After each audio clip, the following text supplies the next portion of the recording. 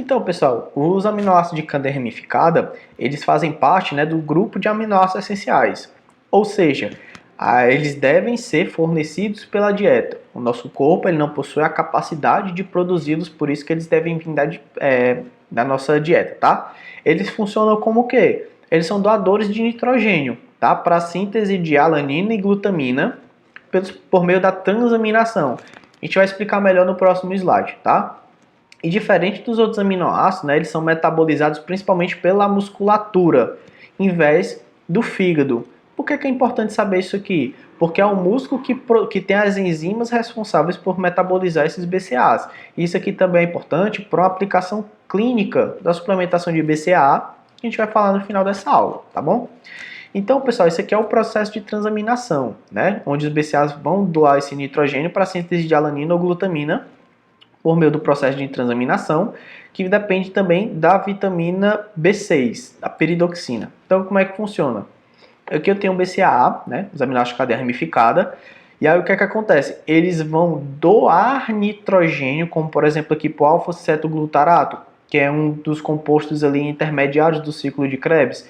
Esse alfa-cetoglutarato, ele recebe o grupamento amino dos BCAAs, que são metabolizados no músculo. Vamos imaginar que isso aqui é o músculo, tá? Esse alfa-cetoglutarato agora ele vira glutamato. Esse glutamato, ele pode receber outro grupamento amino, passar pela enzima glutamina sintetase, pela glutamina sintetase e virar glutamina. Ou esse glutamato pode reagir com piruvato e se transformar em alanina. A alanina e a glutamina são os principais aminoácidos liberados pela musculatura, tá certo? Eles podem ir, por exemplo, para o fígado e passar pelo processo de gliconeogênese, que seria o quê? Seria a síntese de glicose a partir de compostos não glicídicos, como por exemplo aminoácidos, né? Eles vão perder os grupamentos amino e girar o ciclo de Krebs lá no fígado, ou então vira esses compostos do ciclo de Krebs e aí volta a ser glicose, como por exemplo pela gliconeogênese, tá bom?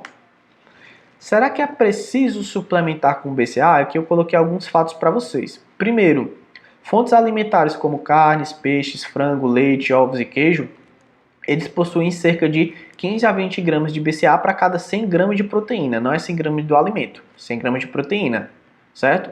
O peito do frango, por exemplo, ele contém cerca de 100 gramas de peito de frango, contém 470 miligramas de valina, 375 miligramas de isoleucina e 656 miligramas de leucina. Ou seja, alimentos, né, carnes em geral, que são boas fontes de proteína de alta qualidade, já possuem uma boa quantidade de BCAAs.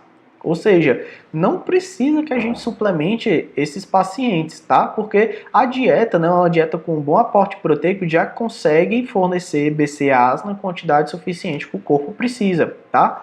E estima-se, né, algumas pesquisas mostram, né, estima-se que um atleta de 70 quilos, consumindo a dieta com 1,2 gramas de proteína para cada quilo de peso, ou seja, o mínimo da recomendação, tá certo? Já está ingerindo aí cerca de 13 a 17 gramas de BCAAs vindo da dieta. Será que a gente realmente precisa suplementar?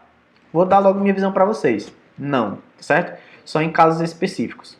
Como, por exemplo, atletas vegetarianos, onde as fontes proteicas de origem vegetal, né, tem uma menor quantidade de BCAAs, aí talvez seja interessante a gente dar uma suplementação de BCAAs para aquele paciente para atingir a recomendação. Outros fatos interessantes, pessoal. Quando a gente existem suplementos de leucina isolado, tá, que faz parte dos aminoácidos essenciais de cadeia ramificada, a leucina. A suplementação apenas com a leucina isolada, ela vai depletar as concentrações corporais dos outros BCAAs. Então, não adianta utilizar apenas a leucina. Eu tenho que utilizar em conjunto com os outros aminoácidos de cadeia ramificada para que isso aqui não aconteça, tá certo? E também nós devemos ter cuidado com altas doses de BCAAs por dia, né? De 20 a 30 gramas. Cuidado com essas altas dosagens que são utilizadas até por atletas bodybuilders que às vezes não têm um acompanhamento nutricional adequado. Essas altas doses podem ser tóxicas porque vão aumentar a amônia. A amônia ela é tóxica para o nosso corpo. Essa amônia tem que girar o ciclo da ureia e a ureia que vai ser eliminada pelos rins. Só que essa grande quantidade excede a capacidade, a maquinaria celular do ciclo da ureia. E aí o que é que acontece? Aumenta a amônia mesmo. Isso aqui pode ser até mesmo fatal. Beleza, pessoal? Cuidado. Vamos aqui para os estudos. O que é que há de evidências quando a gente está falando de suplementação de aminoácidos de cadeia ramificada? No caso, esse estudo busca avaliar aqui a recuperação muscular, né? Aliviar o dano da musculatura. Foram 11 ensaios clínicos randomizados e controlados em indivíduos fisicamente ativos. E aí eles mediram, né, essa recuperação muscular por meio de marcadores indiretos de dano, como por exemplo, função muscular, que aqui já é um marcador mais direto, tá, pessoal? Recuperação da função muscular, concentrações plasmáticas de alguns componentes, como a creatinoquinase, lactato desidrogenase e mioglobina. O que acontece? Quando eu tenho um exercício que causa um dano na musculatura, a membrana celular do músculo fica mais permeável e algumas enzimas dentro da célula vão para o sangue, como por exemplo essa aqui. Então, quanto maior for o aumento dessas enzimas, maior eu posso estimar que foi o dano muscular, tá? E quanto mais rápido elas se reduzirem, mais eu posso dizer que eu tive uma recuperação adequada, tá bom? Vamos lá. Pegando apenas os estudos que foram classificados como uma qualidade positiva ou neutra, ou seja, excluindo todos os estudos ruins que foram selecionados, os benefícios da suplementação de BCAA só foi observado quando? Quando eu tenho ingestão acima de 200 mg para cada quilo de peso ao dia, quando o nível de dano muscular vai de baixo a moderado e essa suplementação tem que ser no mínimo uma semana antes do teste, tá certo?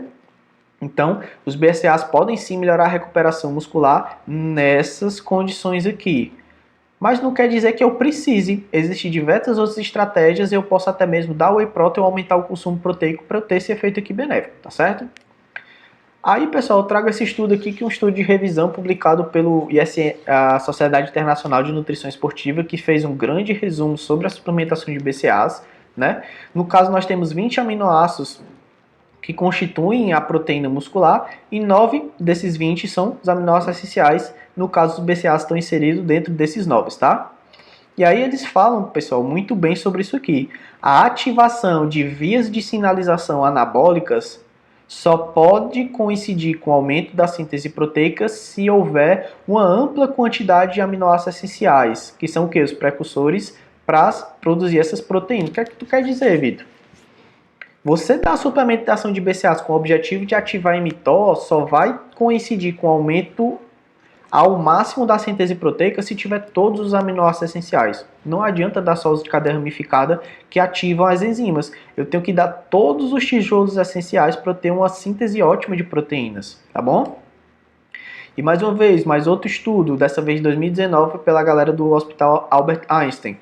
Os BCAAs realmente aumentam a sinalização da mTOR, né? Mas eles não conseguem ativar a síntese proteica ao máximo, caso tenha uma falta dos outros aminoácidos essenciais, tá certo? Então você dar só o BCAA é uma estratégia ineficiente. É melhor você dar uma fonte de aminoácidos essenciais, uma fonte completa com todos os aminoácidos essenciais que o nosso corpo precisa em quantidades específicas.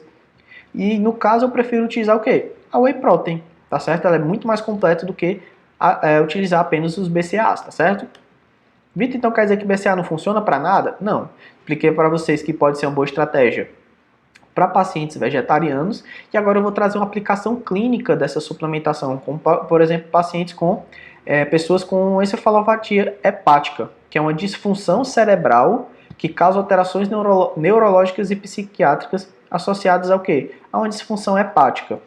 Eu falei para vocês que os BCAAs são metabolizados principalmente pelo músculo em vez do fígado. Como o fígado desses pacientes estão comprometidos e eles precisam de uma boa quantidade de aminoácidos para os processos de transaminação, é melhor dar o BCAA, que em vez de ser metabolizado pelo fígado, ele é metabolizado pelo músculo. Então, a suplementação de BCAAs nesses pacientes pode ser interessante. Foi no caso, essa revisão da Cochrane Reviews mostrou isso aqui muito bem, né? 16 ensaios clínicos randomizados e controlados com quase 1.000 participantes, né? Que o uso do BCAA pode reduzir as taxas de mortalidade desses pacientes em quase 30%. Então, os BCAAs eles funcionam para quem precisa, né? Para pacientes com encefalopatia hepática ou então vegetarianos, que são os casos que eu posso utilizar essa suplementação. De resto, pessoal, eu acho extremamente irrelevante, tá certo? E eu mostrei algumas evidências aqui para vocês que podem, para vocês tirarem, né, no caso, suas próprias conclusões. Espero que vocês tenham gostado dessa aula aí. Até a próxima.